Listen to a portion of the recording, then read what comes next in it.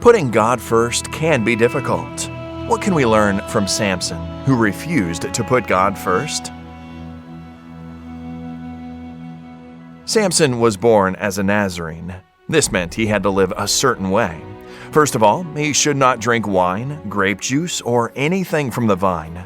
He should not touch dead bodies, and most famously, Nazarenes should not cut their hair. Since his younger years, Samson was a strong and unpleasant boy. When he came of age, the Lord led him to a young Philistine woman, and while approaching the vineyards of Timnah, Samson tears a lion apart with his bare hands. He later comes to the lion's carcass and scooped out the honey produced by a swarm of bees inside the carcass.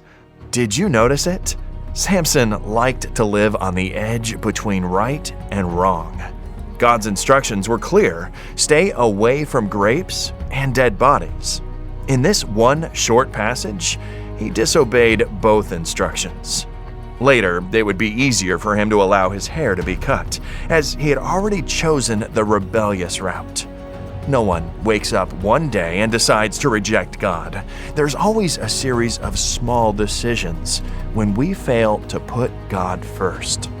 When we notice our strength hasn't left us, we convince ourselves we're still on the right track.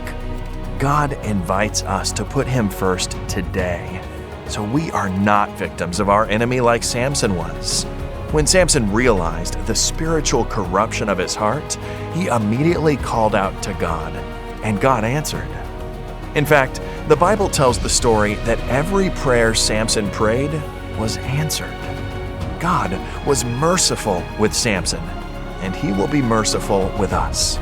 Even if you were not faithful with your tithe and promise in the past, you can always start today. Samson refused to put God first. The consequences were terrible for him and the people around him.